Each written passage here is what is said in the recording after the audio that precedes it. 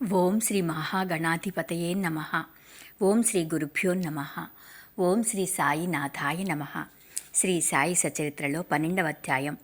శ్రీ సాయి లీలలు. కాకా మహాజని, ధుమాల్ ప్లీడర్, నిమోన్కర్ భార్య, ములే శాస్త్రి, రామభక్తుడైన ఒక డాక్టర్ మొదలుగున్న వారి అనుభవాల గురించి తెలుసుకుందాము. శిష్టులను రక్షించుటకు, దుష్టులను శిక్షించుటకు భగవంతుడు అవతరించునన్న సంగతి పూర్వపు అధ్యాయములలో తెలుసుకున్నాము. కానీ సద్గురుమూర్తుల కర్తవ్యము దానికి భిన్నమైనది. వారికి మంచివాడును చెడ్డవాడును ఒకటే. వారు దుర్మార్గులను కనికరించి వారిని సన్మార్గమున ప్రవర్తించినట్లు చేసెదరు. భవసాగరమును హరించుటకు వారు అగస్త్యుల వంటివారు. అజ్ఞానమనే చీకటిని నశింపచేయుటకు వారు సూర్యుని వంటివారు. భగవంతుడు యోగుల హృదయమున నివసించును. వాస్తవముగా వారు భగవంతుని కంటే వేరు కారు. సద్గురు శ్రేష్ఠుడైన శ్రీ సాయిబాబా భక్తుల క్షేమము కొరకు అవతరించిరి. జ్ఞానములో నుత్కృష్టులై దైవీ తేజస్సుతో ప్రకాశించుచు వారు అందరినీ సమానముగా ప్రేమించెడివారు. వారికి దేనియందు అభిమానము లేకుండెను. శత్రువులు, మిత్రులు, రాజులు, ఫకీరులు అందరూ వారికి సమానమే. వారి పరాక్రమమును వినుడు.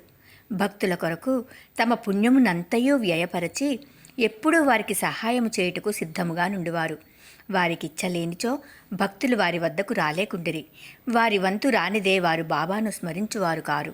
వారి లీలలు ఎరుగుట కూడా తటస్థించదు. మరి అట్టి వారికి బాబాను దర్శించుకొనవలనని బుద్ధి ఎట్లు పుట్టును? కొందరు బాబాను దర్శింపవలననుకొనిరి. కానీ బాబా మహాసమాధి చెందు లోపల వారికి ఆ అవకాశము కలగలేదు. బాబాను దర్శించవలనని కోరిక కలవారు అనేకులున్నారు. కానీ వారి కోరికలు నెరవేరలేదు. అట్టివారు విశ్వాసముతో బాబా లీలలను వినినచో దర్శనము వల్ల కలుగు సంతుష్టిని పొందెదరు. కొందరు అదృష్టవశమున వారి దర్శనం చేసుకున్నను బాబా సన్నిధిలో ఉండవలనని అనుకొనినను అచ్చట ఉండలేకుండిరి. ఎవ్వరునూ తమ ఇష్టానుసారము షిరిడీ పోలేకుండిరి. అచ్చట నుండుటకు ప్రయత్నించినను ఉండలేకుండిరి. బాబా ఆజ్ఞ ఎంతవరకు గలదో అంతవరకే వారు షిరిడీలో నుండగలిగిరి. బాబా పొమ్మనిన వెంటనే షిరిడీ విడవవలసి వచ్చుచుండెను. కాబట్టి సర్వము బాబా ఇష్టముపైననే ఆధారపడి ఉండెను. కాకా మహాజని. ఒకప్పుడు బొంబాయి నుండి కాకా మహాజని షిరిడీకి పోయిను. అచ్చటొక వారం రోజులుండి గోకులాష్టమి ఉత్సవమును చూడవలని అనుకొనెను. బాబాను దర్శించిన వెంటనే అతనితో బాబా ఇట్లన్రి, ఎప్పుడు తిరిగి ఇంటికి పోయేదవు? ఈ ప్రశ్న విని మహాజని ఆశ్చర్యపడెను. కానీ ఏదో జవాబునివ్వవలేను కదా. బాబా యాజ్ఞ ఎప్పుడైనా అప్పుడే పోయేదనని కాకా జవాబిచ్చను. అందులకు బాబా ఇట్లనేను, రేపు పొమ్ము. బాబా ఆజ్ఞ అనుల్లంఘనీయము కావున అట్లే చేయవలసి వచ్చును. అందుచే ఆ మరుసటి దినమే కాకా మహాజని షిరిడీ విడిచెను. బొంబాయిలో తన ఆఫీసుకు పోగానే వాని యజమాని వాని కొరకే కనిపెట్టుకుని ఉన్నట్లు తెలిసెను. ఆఫీసు మేనేజరు హఠాత్తుగా జబ్బుపడెను. కావున కాకా మహాజని ఆఫీసులో ఉండవలసిన అవసరము ఏర్పడెను. ఈ విషయమై యజమాని షిరిడీలోనున్న కాకా మహాజనికి ఒక ఉత్తరం కూడా వ్రాసెను. అది కొన్ని రోజుల తర్వాత తిరుగు టపాలు బొంబాయి చేరినది. ఇక బావు సాహెబ్ ధుమాల్. పైదానికి భిన్నముగా కథనిప్పుడు వినుడు.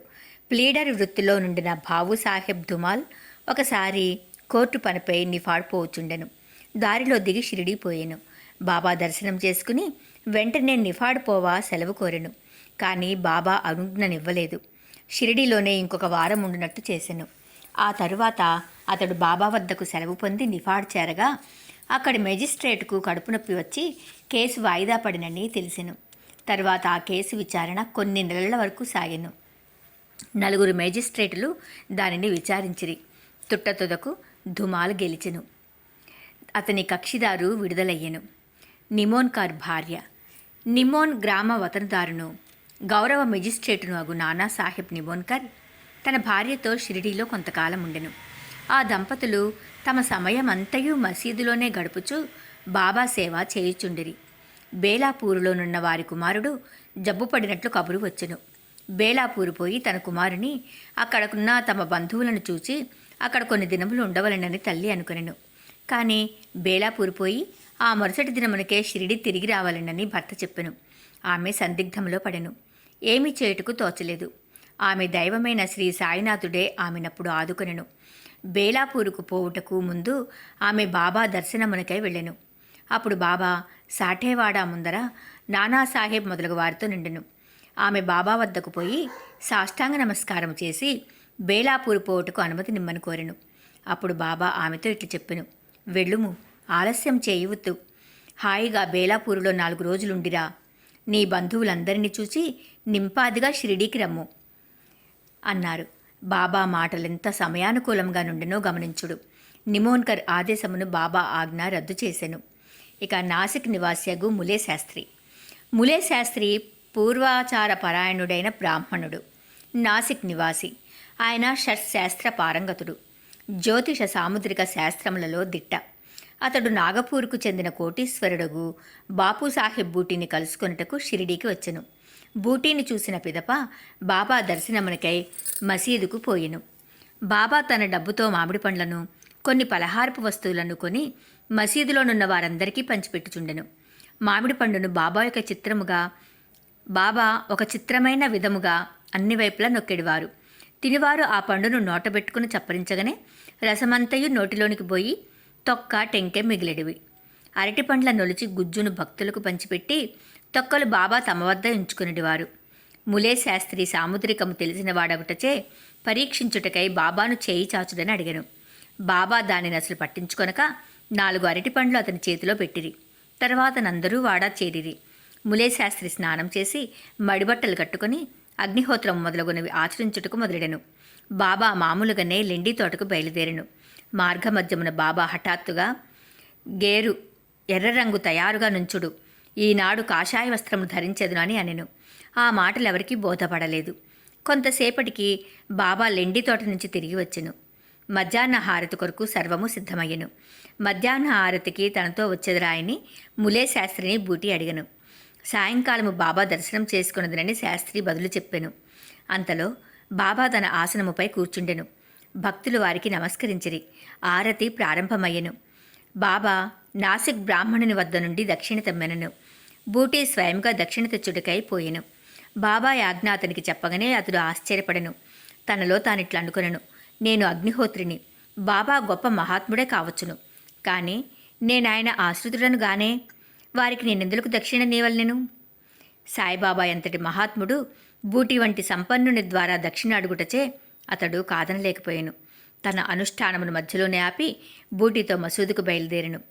మడితోనున్న తాను మసీదులో అడుగిడిన మైలపడిపోదుని భావించి మసీదు బయటే దూరముగా నిలవబడి బాబాపై పువ్వులను విసిరెను.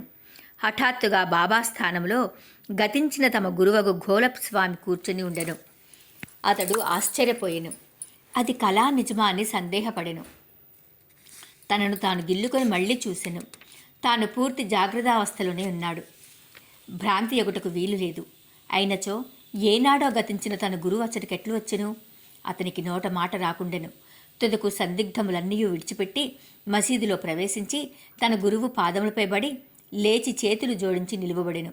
తక్కిన వారందరూ బాబా ఆరతి పాడుచుండగా ములే శాస్త్రి తన గురునామమును ఉచ్చరించుచుండెను.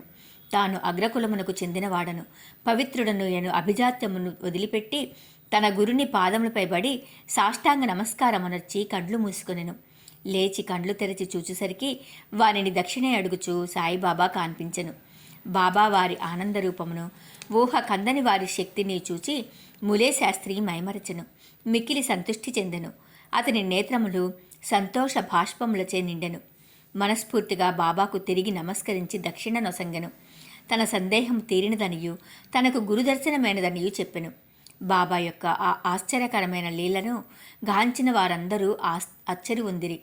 గేరు తెండు కాషాయ వస్త్రములు ధరించెదనని అంతకుముందు బాబా పలికిన మాటలకు అర్థమును అప్పుడు వారు గ్రహించిరి. సాయి యొక్క లీలలు ఆశ్చర్యకరములు. ఇక రామభక్తుడైన డాక్టర్. ఒకనాడొక మామలతదారు తన స్నేహితులకు డాక్టర్తో కలిసి షిరిడీ వచ్చెను. షిరిడీ బయలుదేరుటకు ముందు తన మిత్రుడితో ఆ డాక్టరు తన ఆరాధ్య దైవము శ్రీరాముడనియు తాను షిరిడీకి పోయి ఒక మహమ్మదీనికి మనస్కరించుటలేదనియు చెప్పెను. అక్కడ షిరిడీలో బాబాకు నమస్కరించుమని ఎవ్వరూ బలవంత పెట్టరనియు కలిసి సరదాగా గడుపుటకు తనతో రావాలననియు మామలతదారు కోరెను. దానికి ఆ డాక్టరు సమ్మతించెను. షిరిడీ చేరి బాబాను చూచుటకు వారు మసీదుకు పోయిరి. అందరికంటే ముందు డాక్టరు బాబాకు నమస్కరించుట చూసి అందరూ ఆశ్చర్యపడిరి. తన మనోనిశ్చయంను మార్చుకుని ఒక మహమ్మదీయునికి ఎట్లు నమస్కరించితు అని అందరూ అడిగిరి.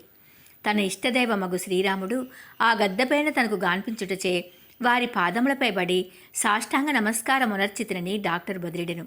అతడిట్లని తిరిగి చూడగా అక్కడ సాయిబాబానే గాన్పించెను. ఏమీ తోచక అతడు, ఇది స్వప్నమా ఏమి? వారు మహమ్మదీయుడొకట ఎట్లు? వారు గొప్ప యోగ సంపన్నులైన అవతార పురుషులు అని నుడివెను. ఆ మరుసటి దినమే డాక్టర్ ఏదో దీక్ష వహించి ఉపవాసముండెను. బాబా తనను అనుగ్రహించుట కొరకు మసీదుకు పోనను నిశ్చయముతో మసీదుకు వెళ్ళుట మానెను. ఇట్లు 3 రోజులు గడిచెను. 4వ దినమున తన ప్రియ స్నేహితుడొకడు ఖాందేశ్ నుండి రాగా వానితో కలిసి మసీదులో బాబా దర్శనమునకే తప్పక మసీదుకు పోవలసి వచ్చెను. బాబాకు నమస్కరించగానే బాబా అతనితో, ఎవరైనా వచ్చి నిన్నిక్కడకు రమ్మని పిలిచితిరా ఏమి?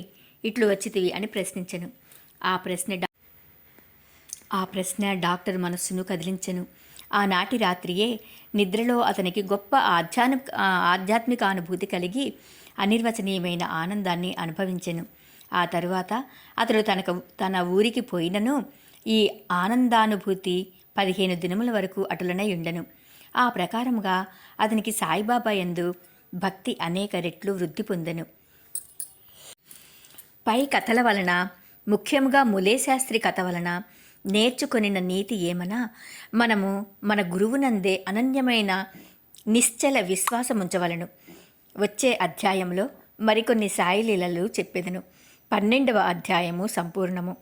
సర్వం శ్రీ సద్గురు సాయినాథుని దివ్య చరణార విందార్పణమస్తు.